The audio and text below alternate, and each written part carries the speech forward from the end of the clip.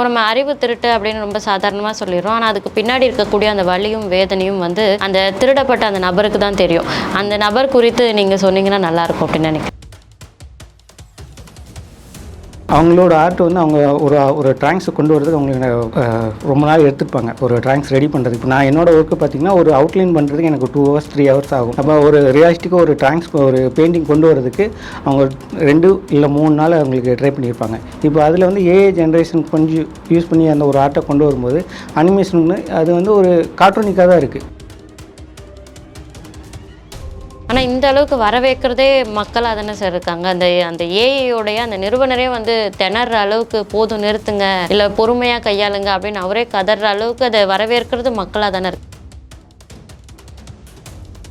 இல்லை இப்போ ஃப்ரீங்கும் போது மக்கள் தொடர்ந்து போகிறாங்க. இப்போ அந்த ஒரு பிக்சருக்கு வந்து ஒரு 1000 rupees பே பண்ணி தான் அந்த ஆப்பு ஃபோட்டோஸ் வரும். அப்படிங்கும்போது அந்த அளவுக்கு யாரும் வரமாட்டாங்க.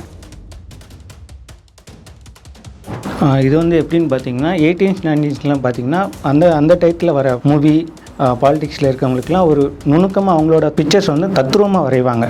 எந்த டிஜிட்டல் வேஸும் இல்லாமல் வெறும் ஹேண்ட்மேட்லேயே பெயிண்டிங்லேயே பண்ணியிருப்பாங்க. இப்போ அதெல்லாம் எங்கேயுமே அதிகமாக பார்க்குறதில்ல. ஏதாச்சும் பழைய படம் ரீக்ரியேட் பண்ணுற மாதிரி இருந்துச்சுன்னா மட்டும்தான் அந்த பெயிண்டிங்கை பார்க்கப்படுது. இப்போ இந்த டேப்லேயே வந்து ஆர்ட்லாம் பண்ணுறாங்கல்ல சார், அதிலே கலர்ஸ் வந்துடுது, ரவுண்டாக போட்டே வந்து அவங்க அந்த ஒரு முழு வரைபடத்தையே வரைஞ்சி முடிச்சிடுறாங்க. அந்த மாதிரி இருக்கக்கூடிய அந்த கலையை பற்றி என்ன நினைக்கிறீங்க சார்? அதுவும் வரவேற்கத்தக்கது தான். அது வந்து ஜென்ரேஷனாக ஒரு ஏஜுக்கு மேலே கிட்ஸ் யூஸ் பண்ணுறாங்கன்னா அது வரவேற்கத்தக்கது. ஆனால் அதே மாதிரி சின்ன குழந்தைங்க யூஸ் பண்ணும்போது ஒரு பென்சிலை கையில் பிடிச்சி ஒரு பேப்பரில் வரைகிற ஒரு ஃபீல் வந்து வேறு எந்த டெக்னாலஜிலையும் இருக்காது.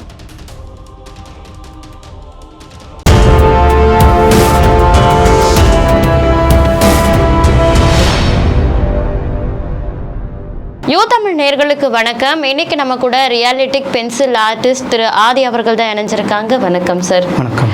ChatGPTயின் அந்த கிப்லி அப்படின்னு சொல்லப்படுற அந்த ஒரு அனிமேஷன் புகைப்படம் தான் இப்போது வைரல் ஆகி பயங்கர ட்ரெண்டிங்கில் போயிட்டுருக்கு அப்படின்னு சொல்லலாம்.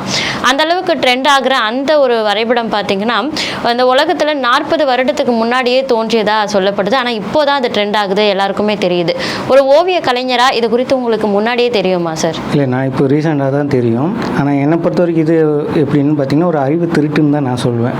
ஏன்னா இது வந்து ஒருத்தரோட படைப்பை வந்து ஈஸியாக ஒரு ஏஐ ஜென்ரேஷன் வச்சு ஈஸியாக அது இப்போ மக்கள் மத்தியில் பெருசாக பேசப்படுதுங்க மாதிரி அவங்களோட உழைப்பை வந்து திருடுற மாதிரி தான் இருக்குது. ஒரு அறிவு திருட்டு அப்படின்றது எப்படி சாத்தியமாகுது சார்? அவங்களோட உழைப்பை வந்து இப்போ நீங்கள் இந்த ஆப்லேயே பார்த்தீங்கன்னா அவங்களோட அவுட்லைன் எல்லாமே உங்களுக்கு ரியலிஸ்டிக்காக தெரியும். ஆனால் அவங்களோட பேசெல்லாம் பார்த்தீங்கன்னா ஏஐ ஜென்ரேஷன் அவங்களோட பேஸ் மாதிரி இருக்காது. அது ஒரு கார்ட்டூனிக்காக தான் இருக்கும். இது வந்து அவங்களோட உழைப்பில் இருந்து இவங்க பேச ஆட் பண்ணி இவங்க டெக்னாலஜி கொஞ்சம் யூஸ் பண்ணி அந்த ஒரு ஆப்பை யூஸ் பண்ணிக்கிட்டு இருக்காங்க. இப்போ நம்ம அறிவு திருட்டு அப்படின்னு ரொம்ப சாதாரணமாக சொல்லிடுறோம். ஆனால் அதுக்கு பின்னாடி இருக்கக்கூடிய அந்த வலியும் வேதனையும் வந்து அந்த திருடப்பட்ட அந்த நபருக்கு தான் தெரியும். அந்த நபர் குறித்து நீங்கள் சொன்னீங்கன்னா நல்லாயிருக்கும் அப்படின்னு நினைக்கிறேன். அவங்களோட ஆர்ட் வந்து அவங்க ஒரு ட்ராயிங்ஸை கொண்டு வரதுக்கு அவங்களுக்கு ரொம்ப நாள் எடுத்துப்பாங்க ஒரு ட்ராயிங்ஸ் ரெடி பண்ணுறதுக்கு. இப்போ நான் என்னோட ஒர்க்கு பார்த்தீங்கன்னா ஒரு அவுட்லைன் பண்ணுறதுக்கு எனக்கு 2 hours 3 hours ஆகும். அப்போ ஒரு ரியலிஸ்டிக்காக ஒரு ட்ராயிங்ஸ் ஒரு பெயிண்டிங் கொண்டு வரதுக்கு அவங்க 2 இல்லை 3 நாள் அவங்களுக்கு ட்ரை பண்ணியிருப்பாங்க. இப்போ அதில் வந்து ஏஐ ஜென்ரேஷன் கொஞ்சம் யூஸ் பண்ணி அந்த ஒரு ஆர்ட்டை கொண்டு வரும்போது அனிமேஷன் அது வந்து ஒரு கார்ட்டூனிக்காக தான் இருக்குது. இதில் வந்து என்னென்னா மியாசாகி அவங்களோட உழைப்பு தான் இதில் வந்து திருடப்பட்டிருக்கு. ஏன்னா அவங்களோட ஒரு ஆர்ட்டை வந்து அவங்க 2லேருந்து 3 நாள் வரைக்கும் ஒரு ட்ரை பண்ணியிருப்பாங்க. இதில் வந்து ஏஐ ஜென்ரேஷன் யூஸ் பண்ணி அது வந்து ஏஐயில் வந்து இப்போ என்னோட பேச நான் கொடுத்தோம்னா என்னோட பேச அதில் வராது. அது என்ன கண்டென்ட் கொடுக்கோ அதுதான் நம்ம ட்ராயிங்ஸை நமக்கு கிடைக்கும். அது இதில் வந்து ஆபத்துகள் நிறைய இருக்குது. இப்போ ஒரு கலை ஒரு ஓவியத்தை வரைகிறதுக்கு ஒரு ஆர்டிஸ்ட் வந்து பல நாள் கஷ்டப்படுறதா அப்படின்னு நீங்கள் சொல்லியிருந்தீங்க. இப்படி ஒரு கஷ்டப்படுறத ஒரு ஆப்போ இல்லை இந்த மாதிரி ஏஐ அம்சங்களோ சில நொடியில் செஞ்சுட்டு போயிடுறாங்க. இதனால் பல பேருடைய அந்த உழைப்பு பாதிக்கப்படுது அப்படின்னு சொல்கிறாங்க. அப்போ இந்த போக்கு அப்படியே நீடிச்சுட்டே இருந்தால் கலைஞர்களுடைய வாழ்வாதாரம் என்ன ஆகும் சார்? கலைஞரோட வாழ்வாதாரம் வந்து ரொம்ப பாதிக்கப்படும். இப்போ என்னோட ஆர்ட் வந்து இப்போ நான் எந்த ஒரு ட்ராயிங்ஸ் கேட்குறாங்கன்னா எனக்கு 2லேருந்து 3 நாளில் நான் பண்ணி தருவேன்னு சொல்லுவேன். இப்போ ஏஐங்கும் போது ஒரு 10 நிமிஷத்தில் உங்களுக்கு கிடைச்சிரும். இது மூலமாக உங்களுக்கு நிறைய ஆர்டர்ஸ் வர்றதெல்லாம் குறைஞ்சி போயிடும்ல? ஆமாம். இப்போ எனக்குன்னு இல்லை, இதே மாதிரி சக கலைஞருக்கும் இந்த வாய்ப்பு ரொம்ப கம்மியாயிரும். இப்போ இந்த சமீபத்தில் இந்த ஏஐ தொடங்கி ஒரு வாரம் ஆக போகுதுன்னு நினைக்கிறேன். இந்த கிப்லி ஆர்ட் வந்து ட்ரெண்டிங்கில் போக ஆரம்பிச்சு இந்த ஒரு வாரமாக உங்கள் பிஸ்னஸ் எப்படி இருக்குது சார்? ஒரு வாரமாக இதில் வந்து என்னென்னா இப்போ எனக்கு வர ஆர்டர் வந்து இப்போ நான் 15 நாள் ஆகும், எனக்கு நிறைய ஆர்டர்ஸ் இருக்குது, 15 நாள் 10 நாள் ஆகும் அப்படி சொல்லும்போது நான் ஏஐலே நான் ஜென்ரேட் பண்ணிக்கிறேன். இல்லை ஃபோனில் எடிட்டிங் ஆப் இருக்குது, நான் அதில் யூஸ் பண்ணிக்கிறேன். அப்படிங்கும்போது டோட்டலாக எனக்குன்னு இல்லை என்னைய மாதிரி சக கலைஞர்களோட உழைப்பு வந்து அந்த இடத்துல பாதிக்கப்படுது. இப்போ இதோடைய தாக்கம் வருங்காலங்களில் எந்த அளவுக்கு இந்த சமுதாயத்தில் ஒரு இம்பாக்ட் கிரியேட் பண்ணும் அப்படின்னு நினைக்கிறீங்க சார்? அடுத்த வர ஜென்ரேஷன் குழந்தைகளுக்கு வந்து க்ரியேட்டிவிட்டி வந்து ரொம்ப கம்மியாயிரும். இப்போ நம்ம குழந்தைகளுக்கு ஒரு பேப்பர் பென்சில் கொடுக்குறோம்னா குழந்தைங்க என்ன பண்ணுவாங்க, கீச்சுவாங்க. அவங்களோட இமேஜினரி ஒரு ஆர்ட் ஏதோ பேப்பரில் கொண்டு வருவாங்க. இப்போ அது வந்து ஏங்க மாதிரி இப்போது டேப்னு ஒன்று வந்திருக்கு. அதில் நார்மலாக பென்சில் வச்சு நம்ம கீச் பண்ணுறோம். அதில் வந்து கலர்ஸும் இருக்காது. அது என்ன க்ரீன்னா அந்த க்ரீன் கலர் மட்டும்தான் இருக்கும். அதில் வந்து அவ்வளோவா க்ரியேட்டிவிட்டி நம்ம கொண்டு வர முடியாது. குழந்தைகளுக்கான வந்து க்ரியேட்டிவிட்டி லெவல் வந்து கம்மியாயிரும். இப்போ இந்த டேப்லேயே வந்து ஆர்ட்லாம் பண்ணுறாங்கல்ல சார், அதிலே கலர்ஸ் வந்துடுது, இந்த ரவுண்டாக போட்டே வந்து அவங்க அந்த ஒரு முழு வரைபடத்தையே வரைஞ்சி முடிச்சிடுறாங்க. அந்த மாதிரி இருக்கக்கூடிய அந்த கலையை பற்றி என்ன நினைக்கிறீங்க சார்? அதுவும் வரவேற்கத்தக்கது தான். அது வந்து ஜென்ரேஷனாக ஒரு ஏஜுக்கு மேலே கிட்ஸ் யூஸ் பண்ணுறாங்க, அது வரவேற்கத்தக்கது. ஆனால் அதே மாதிரி சின்ன குழந்தைங்க யூஸ் பண்ணும்போது ஒரு பென்சிலை கையில் பிடிச்சி ஒரு பேப்பரில் வரைகிற ஒரு ஃபீல் வந்து வேறு எந்த டெக்னாலஜிலையும் இருக்காது. அது குழந்தைகள் கையில் வந்து ஒரு பென்சில் இப்போ வால்லெல்லாம் பார்த்திங்கன்னா குழந்தைங்க இருக்கிற வீட்டில் வாலில் அதிகமாக பெயிண்ட் பண்ணியிருப்பாங்க. அது வந்து அந்த குழந்தைகளோட க்ரியேட்டிவிட்டி வந்து அந்த இடத்துல தான் நம்ம கொண்டு வர முடியும். அதை நம்ம ஒரு டேப்பு கொடுத்துட்டோம்னா அந்த டேப்பில் தான் இருக்குமே தவிர க்ரியேட்டிவிட்டி லெவல் வந்து பெருசாக வராது. இப்போ ஒரு சின்ன நிறுவனங்கள் இந்த மாதிரி ஏதோ ஒரு கண்டுபிடிப்பு பண்ணுறாங்க அப்படின்னா அவங்கள எதிர்த்து நீங்கள் ஏதாவது ஒரு கண்டனம் தெரிவிக்கலாம், எங்களுடைய வாழ்வாதாரம் இதனால் பாதிக்கப்படுது அப்படின்னு பண்ணலாம். இப்போ ChatGPT போன்ற பெரிய கார்ப்பரேட் நிறுவனங்கள் இந்த மாதிரி விஷயங்களை கொண்டு வந்து பல பேருடைய வாழ்வாதாரங்களை பாதிக்க செய்கிற ஒரு விஷயத்தை பண்ணும்பொழுது அவங்களை எதிர்த்து நீங்கள் குரல் எழுப்ப கூட முடியாது. அந்த ஒரு சூழ்நிலையை எப்படி எதிர்கொள்கிறீங்க? என்னால் மட்டும் இல்லை, இந்த ஆப்பை எடுத்து 40 வருஷமாக போராடி இருக்கேன். ஆயும் யாசகி அவங்களாலையும் ஒன்றும் பண்ண முடியல. நம்மலாம் சாதாரண மனுஷங்க. இதை வந்து என்னென்னா மக்கள் வந்து இப்போ இது கார்ப்பரேட்டுக்கு எடுத்து மக்கள் தான் அவங்க குரல் கொடுக்க முடியாது. ஆனால் ஒரு ஆப்புக்கு கொடுக்குற முக்கியத்துவத்தை சக கலைஞருக்கு கொடுத்தா அவங்களோட டேலண்ட் இன்னும் இம்ப்ரூவ்மெண்ட் பண்ணுவாங்க. ஆனால் இந்த அளவுக்கு வரவேற்கிறதே மக்களாக தானே சார் இருக்காங்க. அந்த ஏஐயோடைய அந்த நிறுவனரே வந்து திணற அளவுக்கு போதும் நிறுத்துங்க, இல்லை பொறுமையாக கையாளுங்க அப்படின்னு அவரே கதற அளவுக்கு அதை வரவேற்கிறது மக்களாக தானே இருக்கு. இல்லை இப்போ ஃப்ரீங்கும் போது மக்கள் தொடர்ந்து போகிறாங்க. இப்போ அந்த ஒரு பிக்சருக்கு வந்து ஒரு 1000 rupees பே பண்ணி தான் அந்த ஆப்பு ஃபோட்டோஸ் வரும். அப்படிங்கும்போது அந்த அளவுக்கு யாரும் வரமாட்டாங்க. இப்போ ஃப்ரீங்கும் போது மக்கள் எல்லாம் தொடர்ச்சியாக போகிறாங்க, அந்த ஆப்பை யூஸ் பண்ணுறாங்க. இப்போ அந்த பெய்டு ஒர்க்குன்னு வரும்போது மக்கள் வந்து அந்த இதை யூஸ் பண்ணுறது கொஞ்சம் கம்மியாகும். இப்போ இதில் வந்து ஒரு ஆர்ட் கிரியேட் பண்ணணும்னா ஒரு குறிப்பிட்ட தொகை இந்த ChatGPTயில் விதிக்கப்படுறதா சொல்லப்படுது.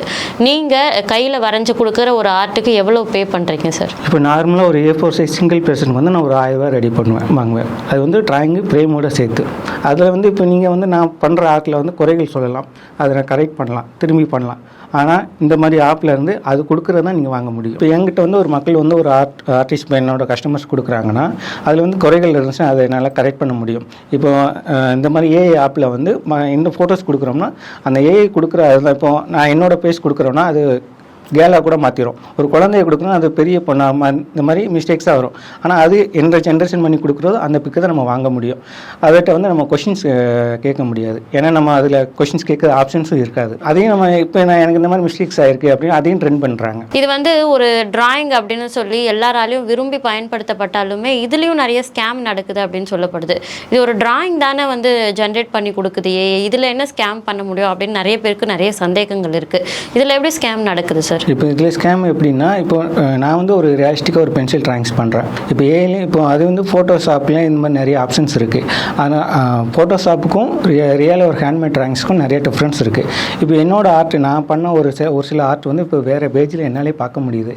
அதில் வந்து இப்போ நான் ஒரு 2000க்கு நான் ஒரு ட்ராயிங்ஸ் இது வந்து பெய்டு ஒர்க்குன்னு நான் போட்டுறோம்னா அதை வந்து 500 rupeesக்கு வேறு பேஜில் நான் பார்க்குறேன். அது வந்து அதையும் சில கஸ்டமர்ஸ் வந்து இது யார் பண்ணது என்னன்னு தெரியாமல் அந்த இதில் பேமெண்ட் பண்ணிடுறாங்க. நம்பர் பேமெண்ட் ரிசீவ் பண்ணதுக்கப்புறம் அவங்க நம்பரை பிளாக் பண்ணி விட்டுருவாங்க. அது ரியலிஸ்டிக்காக ரியலாக ஒரு ஆர்டிஸ்ட்டும் கிடையாது, அது அவங்களோட பேஜும் இல்லை. வேறு ஏதோ ஒரு ஸ்கேம் அக்கௌண்ட் ஓப்பன் பண்ணி அதை என்னை மாதிரி வேறு சில ஆர்டிஸ்டோட பிக்சர்ஸ்லாம் அதில் போட்டு நான் கம்மியான ப்ரைஸ்க்கு இது பண்ணுறேன்னு பண்ணி பேமெண்ட்டை வாங்கிடுறாங்க. நம்பரை அதுக்கப்புறம் அவங்க நம்பரை பிளாக் பண்ணோன்னே இப்போ இது வந்து பாதிக்கப்படுறது என்னென்னா என்னை மாதிரி ஒரு ஆர்டிஸ்ட் தான் பாதிக்கப்படுறாங்க. எப்படி பாதிக்கப்படுறீங்க சார்? இப்போ என்கிட்ட ஆர்ட் கேட்கும்போது எடுத்தோடனே கேட்குற கொஷின்ஸ் வந்து நீங்கள் உண்மையான ஆர்டிஸ்ட்டாக உங்களோட ப்ரூஃபை காட்டுங்க அப்படிங்கும்போது நமக்கு அது ஒரு கஷ்டமாக இருக்குது. என்னோடய ஆர்ட்னா காமிச்சதுக்கப்புறமும் அது அவங்களுக்கு ஒரு நம்பிக்கை இருக்க மாட்டுக்கு. இது வந்து கொஞ்சம் எல்லாருக்கும் கொஞ்சம் ஒரு ஆர்ட் கஸ்டமைஸ் நம்ம ஒரு ஆர்டர் எடுக்கும்போது இதுக்கு ஒரு இது வந்து ஒரு ப்ராப்ளமாக ஃபேஸ் பண்ணுற மாதிரி வருது. இந்த மாதிரியான ஸ்கேம்ஸ் தாண்டி இந்த கிப்லி ஆர்ட்ஸ் இதில் பார்த்தீங்கன்னா எல்லாருமே இதை விரும்பி பயன்படுத்துறதுனால பல பேருடைய தகவல்கள் திருடப்படுது அப்படின்னும் நிறைய விஷயம் சொல்லப்படுது.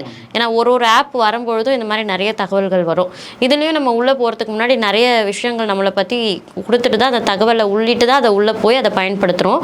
அந்த தகவல்கள் தவறாக பயன்படுத்தப்பட வாய்ப்பு இருக்குது. கொஞ்சம் உஷாராக இருங்க அப்படின்னு சைபர் கிரைம்லேருந்து நிறைய எச்சரிக்கையெல்லாம் விடுறாங்க. அது குறித்து என்ன நினைக்கிறீங்க? இல்லை, அந்த சைபர் கிரைம் எச்சரிக்கை கொடுக்கறதுக்கு முன்னாடி நம்ம இயந்திரனில் சங்கர் சாரை எச்சரிக்கை பண்ணியிருக்காங்க. ஏன் அப்படின்னு பார்த்தீங்கன்னா இயந்திரன்லேயும் நமக்கு பாதுகாப்பாக தான் இயந்திரன் ரோபோவை கண்டுபிடிச்சாங்க. அதுவே நமக்கு ஆபத்தை திரும்பினா எப்படி இருக்கும், அதான் அந்த படத்தோட கான்செப்ட். அதுதான் இப்போ லைவாக நடந்துக்கிட்டு இருக்கு. இப்போ நம்ம ஒரு ஆப்போ ஒரு அப்ளிகேஷன் நம்ம யூஸ் பண்ணுறோன்னா நம்ம தேவைக்கு அது இருக்கிற வரைக்கும் நமக்கு அது பயனாக இருக்கும். அதுவே நமக்கு ஆபத்தாக திரும்பினா நிறைய இதுக்கு ஆபத்து இருக்குது. இப்போ என்னோட பேச திரும்பி அதை ஸ்கேம் பண்ணி வேறு அக்கௌண்ட்ஸ் ஓப்பன் பண்ணலாம், இல்லை ஸ்கேம் நடக்கலாம். இப்போ நம்ம மக்கள் வந்து தெரியாமல் நிறைய பேர் அவங்க பேச ஜென்ரேட் பண்ணி கொடுக்குறாங்க. அந்த பேச வச்சு என்னென்னு பண்ணலாம். இதில் ஆபத்தும் இருக்குது. ஒரு ஆர்டிஸ்டோடைய வாழ்வாதாரங்கள் வந்து இந்த மாதிரி ஆப்னால பாதிக்கப்படுது அப்படின்னு நம்ம நிறைய பேசணும். அதற்கு ஏதாவது உதாரணம் இருக்கா சார்? எந்த வகையில் பாதிக்கப்படுது அப்படின்னு சொல்ல முடியுங்களா? இது வந்து எப்படின்னு பார்த்தீங்கன்னா 18s 19sலாம் பார்த்தீங்கன்னா அந்த டயத்தில் வர மூவி பாலிடிக்ஸில் இருக்கவங்களுக்குலாம் ஒரு நுணுக்கமாக அவங்களோட பிக்சர்ஸ் வந்து தத்ரூபமாக வரைவாங்க. எந்த டிஜிட்டல் வேஸும் இல்லாமல் வெறும் ஹேண்ட்மேட்லேயே பெயிண்டிங்லேயே பண்ணியிருப்பாங்க. இப்போ அதெல்லாம் எங்கேயுமே அதிகமாக பார்க்குறதில்ல. ஏதாச்சும் பழைய படம் ரீக்ரியேட் பண்ணுற மாதிரி இருந்துச்சுன்னா மட்டும்தான் அந்த பெயிண்டிங்கை பார்க்கப்படுது.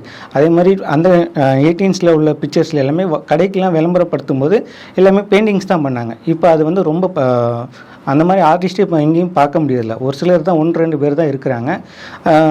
அதே மாதிரி இப்போ ஒவ்வொரு வெர்ஷனும் அப்டேட் ஆகும்போது ஆர்டிஸ்டோட இது வந்து மாறி கலைஞர்களுடைய வாழ்வாதாரம் அதோட முடிஞ்சு நம்ம அவங்களோட அவ்வளவு அந்த இதில் முடிஞ்சிடும். ஏன்னா கிரியேட்டிவிட்டி லெவல் கம்மியாயிடுச்சு. இப்போ இந்த மாதிரி ஜிபி ஆப் வந்தோடனே இப்போ அடுத்த குழந்தைங்களுக்கு வந்து இது ஒரு அதிகமாக யூஸ் பண்ணுவாங்க. மக்கள் அதே மாதிரி இதை அதிகமாக யூஸ் பண்ணுவாங்க. ஏதோ ஒரு ஹாப்பி ஒரு என்டர்டெயின்மெண்ட்டாக இதை பார்க்கலாம். ஆனால் இது குழந்தைங்களுக்கு வந்து ஒரு கிரியேட்டிவிட்டி லெவல் வந்து ரொம்ப கம்மியாயிரும். இப்போ அந்த சுவர் சித்திரம் ஓவியங்களை இப்போ எப்படி வாழ்வாதாரம் பாதிக்கப்பட்டு அந்த தொழிலே இப்போ இல்லாத மாதிரி ஆச்சோ அதே மாதிரி இன்னும் கொஞ்சம் இயரில் ரியலிஸ்டிக்காக ஒரு பென்சில் ஆர்ட்டோ ஒரு பெயிண்டிங்கோ இல்லை ஒரு வால் ஆர்ட்டோ பண்ணுறவங்களுக்கு லெவல்ஸ் வந்து வாழ்வாதாரம் ரொம்ப பாதிக்கவும் படும். அதே மாதிரி கலைஞர் வந்து அடுத்த ஜென்ரேஷனில் பார்க்குறதுக்கும் கொஞ்சம் கஷ்டம். இளம் தலைமுறையில் இருக்கக்கூடிய குழந்தைகள் வருங்காலத்துக்கு நீங்கள் சொல்லக்கூடிய ஒரு ஓவிய கலைஞராக சொல்லக்கூடிய அறிவுரை என்ன சார்? இதை வந்து நம்ம அழிக்கவும் முடியாது. அடுத்த ஜென்ரேஷன் வரும், கண்டிப்பாக வரும். இதை வந்து பெற்றவங்க பேரண்ட்ஸ் வந்து இதை வந்து நம்ம கொஞ்சம் ஊக்குவிச்சா நல்லாயிருக்கும். அதே மாதிரி குழந்தைங்களுக்கு கிரியேட்டிவிட்டி லெவலை வந்து நம்ம தான் அதிகப்படுத்தணும். இப்போ நிறைய ஃபைன் ஆர்ட்ஸ் இருக்குது, ட்ராயிங் கிளாஸஸ் இருக்குது. அந்த இதில் நம்ம குழந்தைகளை அனுப்பினோம்னா அவங்களோட கிரியேட்டிவிட்டி லெவல் அதிகமாகும். அது வந்து குழந்தைகளும் அதுலேருந்து நிறைய விஷயம் நம்ம லேர்ன் பண்ணதுக்கு வாய்ப்பு இருக்குது. இவ்வளவு நேரம் நேர்காணலில் இணைந்து எங்களுடைய பல கேள்விகளுக்கு உங்களுடைய விளக்கமான பதில்கள் அளித்ததுக்கு ரொம்ப நன்றி சார். நன்றி.